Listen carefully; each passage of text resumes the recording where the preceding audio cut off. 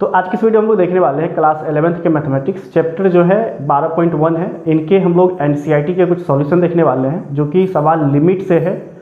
तो चलिए देखते हैं। इनका जो पहला सवाल है अपना उनको देखते हैं। हालांकि ये अलजेब्रिक है तो ये काफ़ी ज़्यादा इजी सवाल है। पहला सवाल आपका है limit x tends to 3x plus 3। अब जब ये एक्स वाई के टर्म में रहेगा इस टाइप का तो ये अलजेब्रा वाला सवाल है और ये काफ़ी ज़्यादा आसान होता है क्योंकि इनमें आपको जो वैल्यू दिया हुआ है, क्योंकि स्टार्टिंग में कुछ सवाल बहुत आसान है तो जो एक्स का वैल्यू दिया हुआ उनको आप पुट कर देंगे, डायरेक्टली आपका आंसर आ जाएगा। अब इनको बनाने का जो तरीका होता है वो क्या होता है, देखो यहाँ पे क्या है कि x टेंड्स टू 3। अब ये जो x टेंड्स टू 3 दिया हुआ है डायरेक्टली आप x के जगह पर उस वैल्यू को डाल दो तो आंसर आ जाएगा। तो इनको सिंपल बनाने के लिए क्या करना पड़ेगा, हमें इस x के जगह पे इस 3 को डाल देना है। तो यहाँ पे लिखो 3 इस x के जगह पे, यहाँ पे प्लस 3 है तो 3 3 कितना हो गया 6। ये हो गया इसका आंसर। इसमें ज़्यादा कुछ हमें करना नहीं पड़ा और ये काफ़ी ज़्यादा आसान है। क्लास 9th में जो बहुपद का मान आप लोग निकाले होंगे ये लगभग उसी टाइप का सवाल है। चलिए अगला सवाल देखते हैं। सवाल नंबर 2। इसमें क्या दिया हुआ है, limit x tends to pi x minus 22/7। अब ये आपको बनाना है तो इनमें भी हमें क्या करना पड़ेगा, जहाँ पे x दिया हुआ है उसके जगह पे x का वैल्यू डालना है और x का वैल्यू कितना दिया हुआ है, यहाँ पे पाई दिया हुआ है उसको आप डाल दीजिए, सवाल बन जाएगा। अब यहाँ पे पाई का आपको मान नहीं डालना है, पाई का सिर्फ x की जगह पे पाई डाल देना है। तो क्या करेंगे, इसमें इस x के जगह पे इस पाई को डाल देंगे तो पाई हो गया अब 22/7। आप चाहे तो इतना आंसर छोड़ दें या नहीं तो इसका एलसीएम वगैरह करके सॉल्व करके छोड़ें। तो अभी आप इतना ही इसको छोड़ दीजिए। अगला सवाल लेते हैं, सवाल नंबर 3। सवाल नंबर 3 है limit r tends to 1 pi r²। चलिए इनको देखते हैं।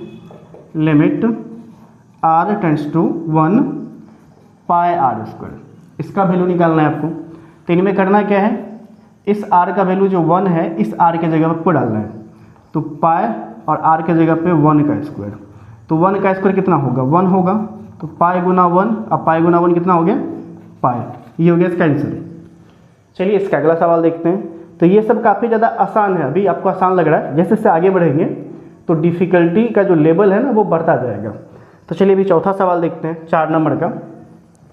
इधर लिख लेते हैं 4 नंबर।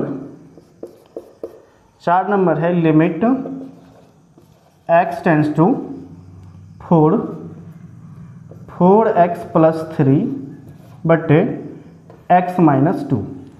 अभी भी ये आसान है। क्यों आसान है, क्योंकि यहाँ पे x टेंड्स टू जो 4 दिया हुआ है x के जगह पे 4 डाल देंगे तो आपका बन जाएगा। चलिए डालते हैं।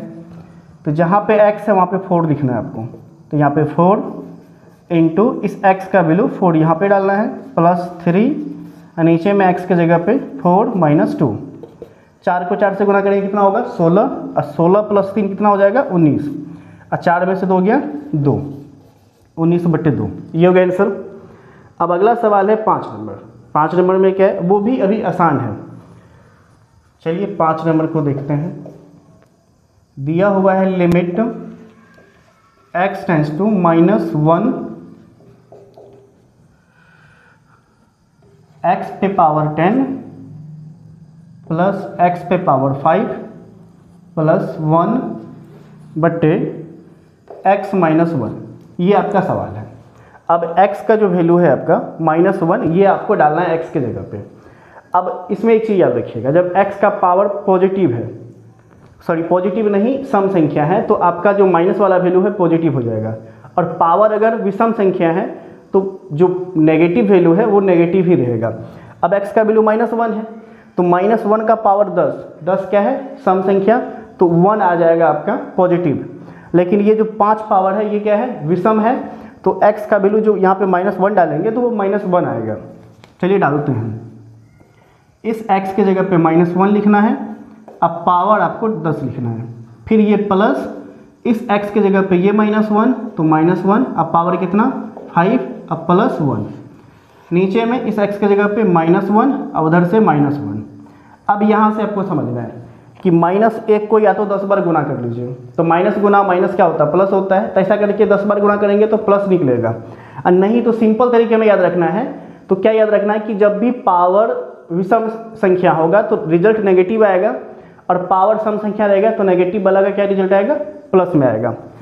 यानी कि -1 का पावर अगर सम है तो रिजल्ट पॉजिटिव आएगा, और -1 का पावर 1 के जगह पे कोई भी नंबर, मान के चलिए हम यहाँ पे कोई नंबर लेते हैं a, ठीक है, और ये पावर अगर विषम है तो रिजल्ट कौन सी में आएगा, माइनस में आएगा। यानी कि किसी भी संख्या का पावर सम रहेगा माइनस में है तो रिजल्ट प्लस में आएगा, और उसी संख्या माइनस में रहेगा अगर पावर विषम है तो रिजल्ट कौन सी में आएगा, माइनस में आएगा। चलिए -1 का पावर 10 तो माइनस का 1 यानी 1 का पावर कुछ भी रहे 1 ही आएगा, तो माइनस का रिजल्ट यहाँ पे प्लस आ जाएगा, तो 1 आ गया, प्लस है, और 1 का पावर 5 है तो 5 बार गुणा करेंगे तो -1 ही आएगा, -1 फिर +1, नीचे -1 तो क्या हो जाएगा, -2। अब इनको थोड़ा सा सॉल्व कर लीजिए, क्या हो जाएगा, 1 प्लस माइनस और फिर प्लस बट्टे -2, तो 1 प्लस 1 माइनस कैंसिल हो गया, यानी तो घटा भी देंगे तो 0 हो जाएगा, तो ऊपर बच गया 1 और नीचे बच गया -2, यानी -1/2 जो है ये आंसर है। तो ये हुआ 1 से लेकर 5 तक के सवाल का आपका सॉल्यूशन। अब जैसे इसको आगे बनाएंगे तो आप देखेंगे कि धीरे धीरे जो है अब गुणनखंड करना पड़ेगा, क्योंकि 0/0 का फॉर्म आएगा तो वहाँ पे हमें गुणनखंड करना पड़ेगा। तो उनको हम लोग क्या करेंगे, अगले वीडियो में देखेंगे कि गुणनखंड कैसे करना है, कब करना है। तो अभी तक आप देखे होंगे तो लिमिट का सवाल आपको लगा कि काफ़ी ज़्यादा आसान है, हालांकि सवाल आसान है, बस हमें समझने की ज़रूरत है। तो अगले पार्ट में देखेंगे कि गुणनखंड कैसे करना है, फिर उसको कैसे बनाना है। तो आज की वीडियो में इतना ही। अगर चैनल पर पहली बार है तो चैनल को सब्सक्राइब कर लीजिएगा, वीडियो को लाइक करिएगा, कमेंट और फीडबैक दीजिएगा। तो नेक्स्ट पार्ट में हम लोग उस टाइप के सवाल को देखते हैं जो इससे लेवल 2 के सवाल है।